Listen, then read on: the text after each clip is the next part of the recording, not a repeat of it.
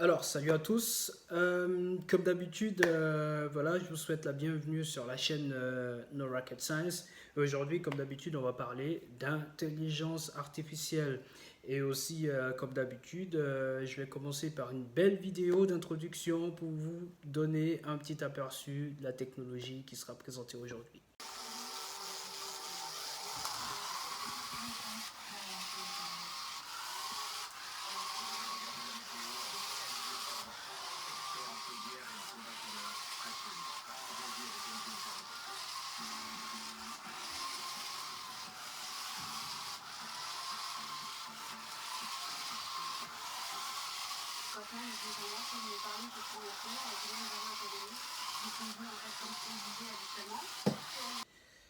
Alors, vous avez pu constater voilà, qu'il s'agit là d'un robot assez intelligent, donc qui essaye de se débrouiller, qui essaye d'éviter des obstacles dans un espace assez anarchique avec beaucoup d'objets qui s'y situent. Donc, il essaie de se déplacer, de bouger, tout en évitant en fait toute collision avec un obstacle dans la pièce. Alors aujourd'hui, je vais vous expliquer le mode de fonctionnement de ce robot que j'ai conçu en fait, dans le but voilà, de vous montrer qu'il ne s'agit pas d'une rocket science, so it's no rocket science.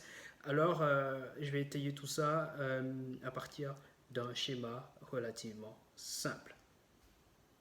Alors, il s'agit là d'intelligence artificielle. Du coup, ça vaut toujours le coup de, voilà, d'essayer d'analyser l'analogie entre un être humain et une machine intelligente.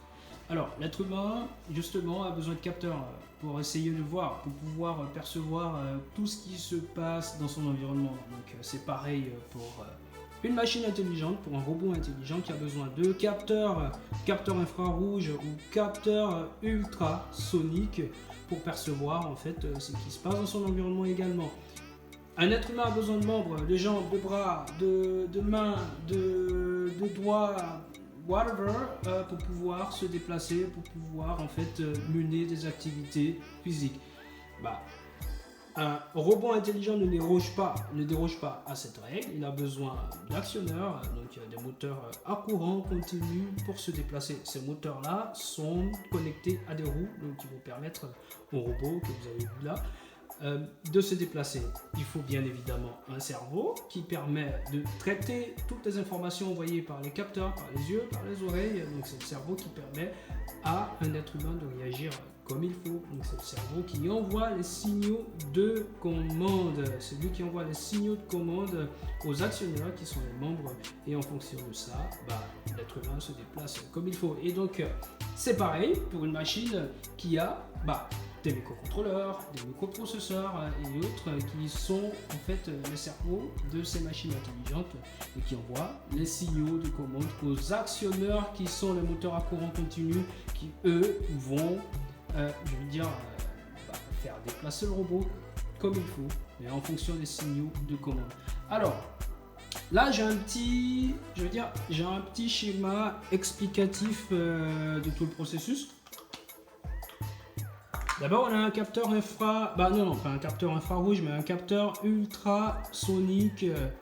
Voilà, un capteur ultrasonique dans ce cas. Alors, le rôle du capteur ultrasonique est de détecter l'obstacle. Alors, il détecte l'obstacle et il envoie en fait la distance entre le robot et l'obstacle au cerveau. Le cerveau qui est la carte Arduino qui va interpréter cette distance-là et envoyer des signaux de commande au module L298N qui lui est responsable de la distribution d'énergie à chaque moteur à courant continu. Donc il y en a 4 ici et donc chaque moteur à courant continu va recevoir en fait des signaux électriques et donc va réagir en fonction du champ magnétique qui sera produit. Donc voilà. Alors, la commande vient de la carte Arduino, c'est la carte Arduino qui dit ce qu'il faut faire. Donc en fonction de la distance en fait qui est calculée par cette carte en fait, distance du robot à l'obstacle. Et donc en fonction de ces distances-là, donc une réaction aura ici lieu. Et bien sûr, il s'agit d'électronique, il s'agit de machine, il faut que le tout soit alimenté donc, par une énergie, par une source d'énergie, qui est la batterie, qui va alimenter le module de distribution de courant aux 4 moteurs, qui lui-même va alimenter la carte Arduino, qui elle-même va alimenter le capteur ultrasonique. Alors du coup, le processus est relativement simple.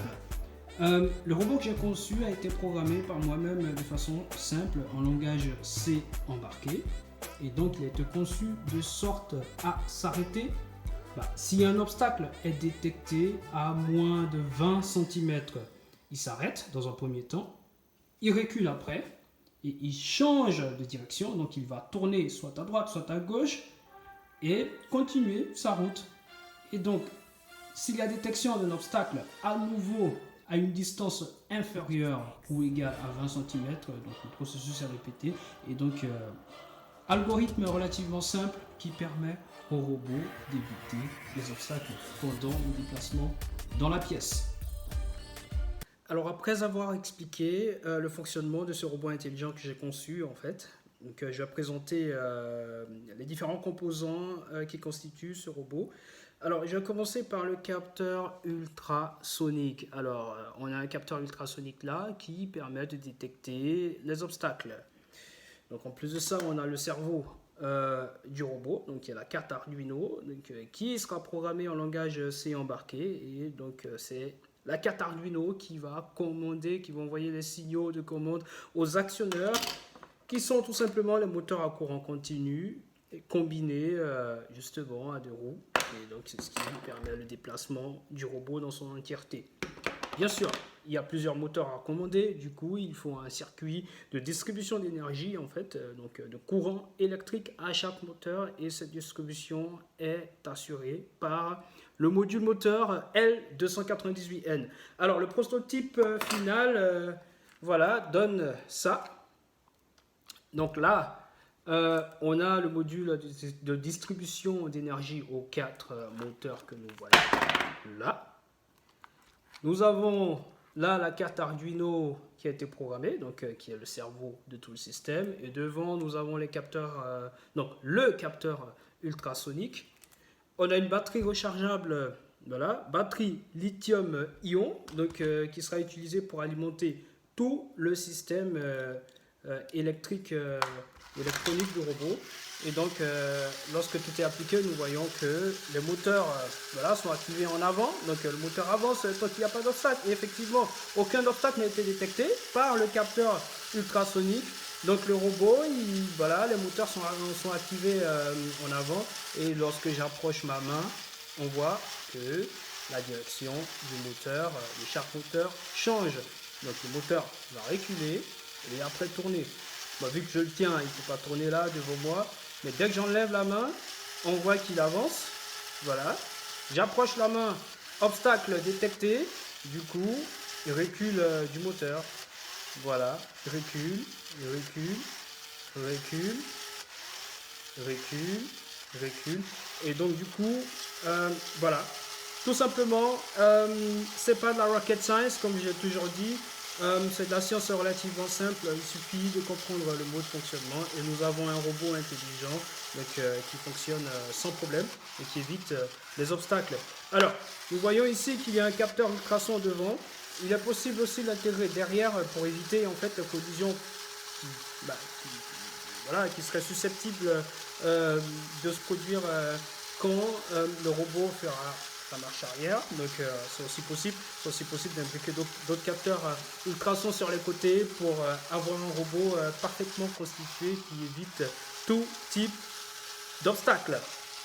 Alors, merci d'avoir suivi cette vidéo. Donc je vous invite à vous abonner à ma chaîne voilà, pour être connecté aux prochaines vidéos qui seront faites et aux prochaines voilà, à la présentation de prochains prototypes intelligents. Et comme j'ai dit, it's no rocket science.